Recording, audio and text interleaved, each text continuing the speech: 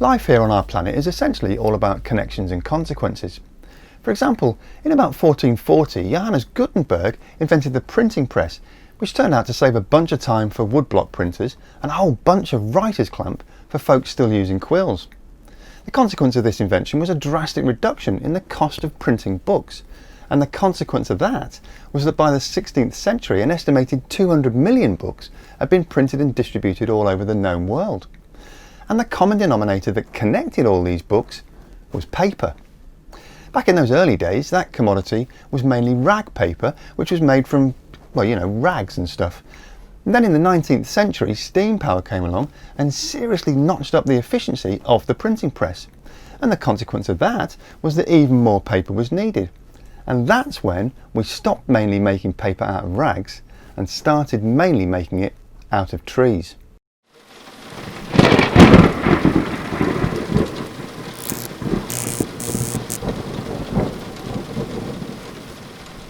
Hello and welcome to Just Have a Think. So what other consequences did the rapid rise of the automated printing press bring? Well, for one thing, it resulted in pulp and paper mills, driven by the same steam-powered revolution, becoming big business alongside the already well-established sawmills. And that also meant huge piles of sawdust and wood chippings that the mill owners were able to burn for heat and power in their factories.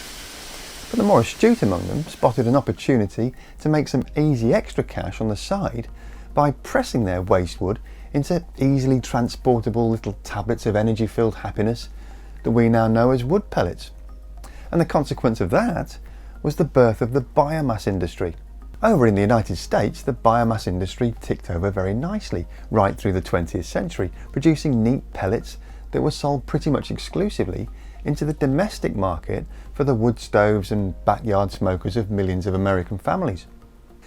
And it became a really very lucrative sideline for the wood consuming industries.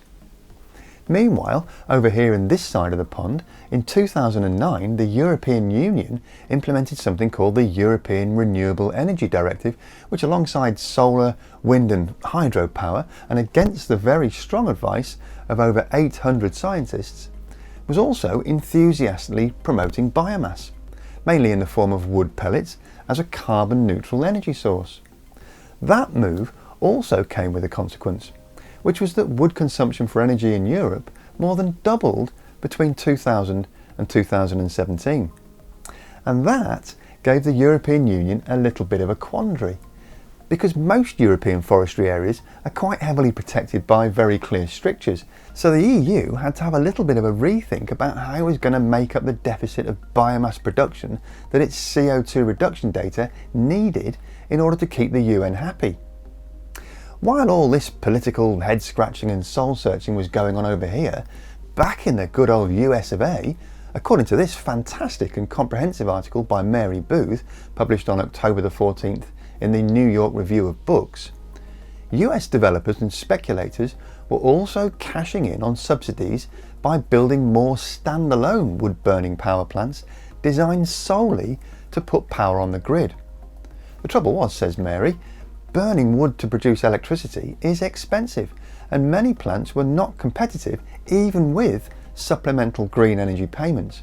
As a result, in the United States, the biomass industry began to slow down. And it's at this point that the smart boffins on both sides of the pond made a profound connection, and the US began supplying wood pellets to the EU in vast quantities. The consequence of that decision has been a catastrophic journey of destruction and concerted industry deception that makes the fossil fuel propaganda division look like fifth grade novices. In 2010, Mary Booth set up an organisation called the Partnership for Policy Integrity specifically to keep tabs on these dubious practices and challenge them as robustly as possible. Mary's article in the NYR Daily observes that total consumption of wood for energy has risen to over 400 million tonnes a year, an increasing percentage of which is now in the form of wood pellets. Two major corporations, one on each side of the Atlantic, have risen to notoriety as conspicuous exponents of this new mass market arrangement.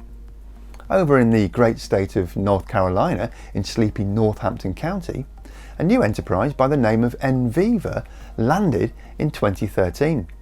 According to this report by the Food and Environment Reporting Network, Enviva's Northampton production facility now makes more than 500,000 metric tonnes of wood pellets every year. The report cites the Rachel Carson Institute, which has assessed that Enviva alone is responsible for clear-cutting 50 acres of southern forest land every single day.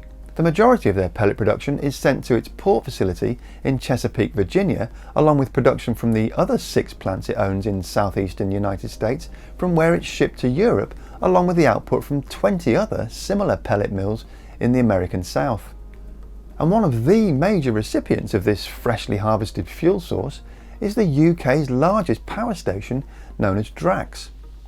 Drax is a 4,000 megawatt power plant supplying about 7% of the UK's electricity, and it's embraced this new biomass idea in a big way, converting 4 of its 6 boilers to burn wood pellets instead of coal.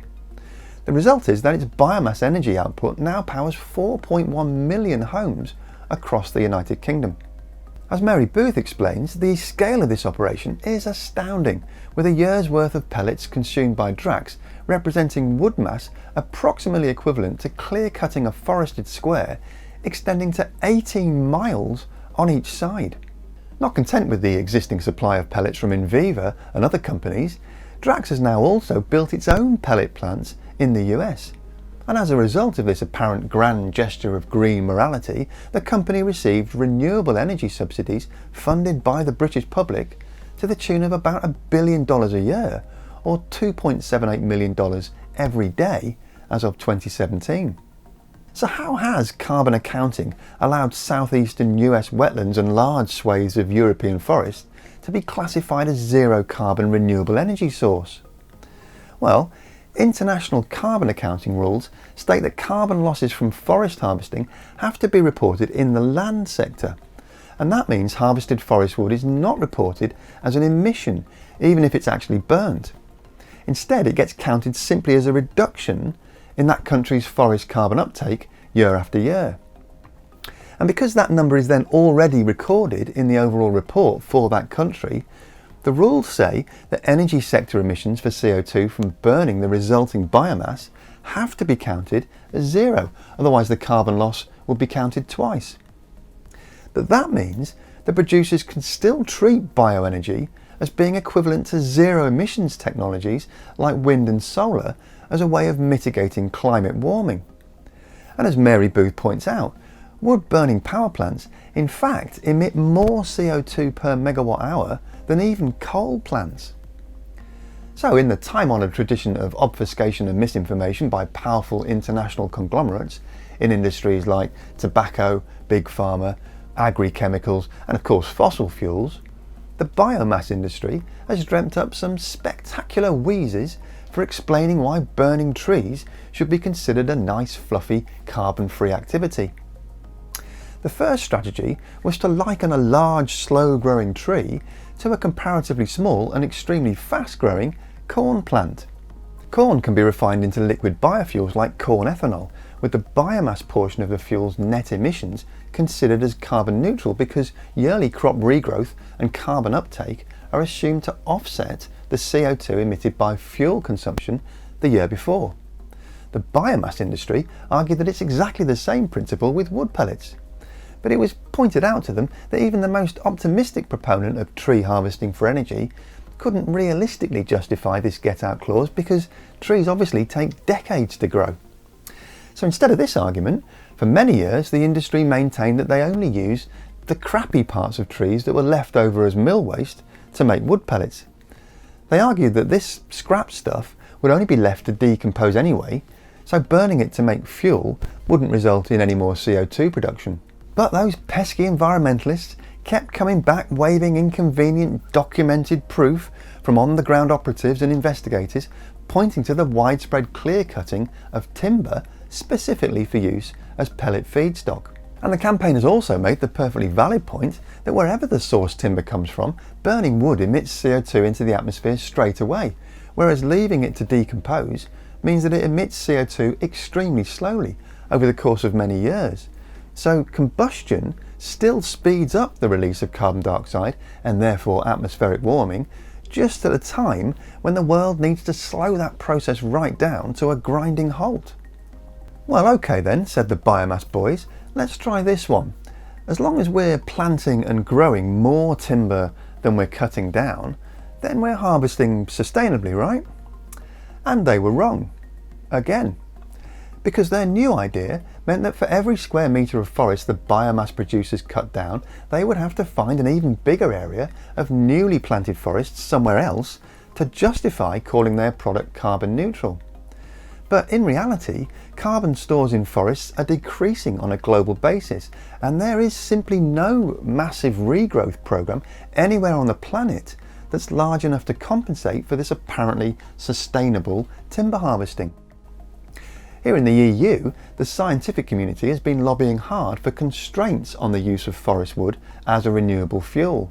In fact, the European Union's own team of advisors, the European Academy's Science Advisory Council, warned the EU's President, Jean-Claude Juncker, in January 2018 that the legal mandate to record forest biomass-fired energy as contributing to the EU's renewable energy targets has had the perverse effect of creating a demand for trees to be felled in Europe or elsewhere in order to burn them for energy, thus releasing the carbon into the atmosphere which would otherwise stay locked up in the forest, and simultaneously drastically reducing the carbon sink strength of the forest ecosystems.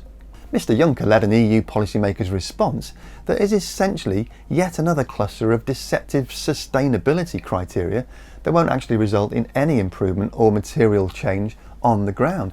But then Mr Juncker has some form in the diplomatic art of obfuscation, once famously uttering the immortal words, "We all know what to do, but we don't know how to get re-elected once we've done it."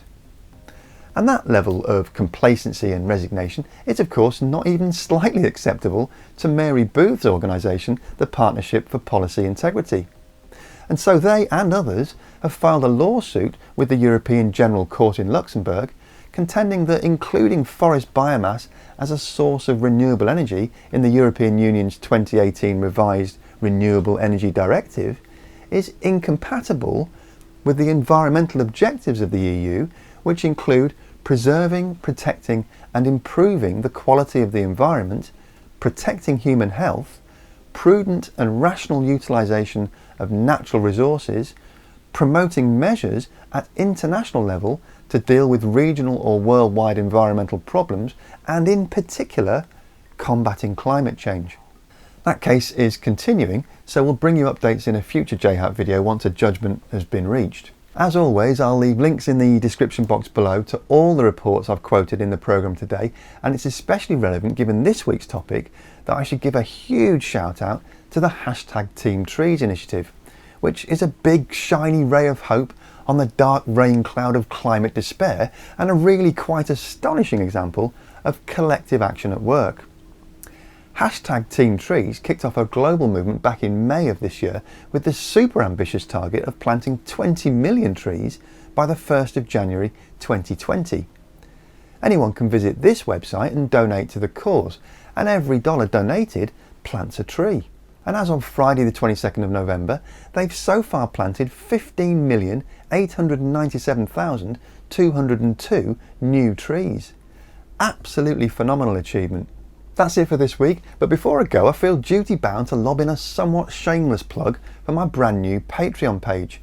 If you're committed to spreading the message about our climate crisis and the solutions we all need to urgently work towards, and if you want to become a key influencer of how this channel and the wider Just Have a Think project expands and improves into the future, then you can do exactly that with a monthly support donation of just $3 or about £2.30, which is like a small skinny latte or something.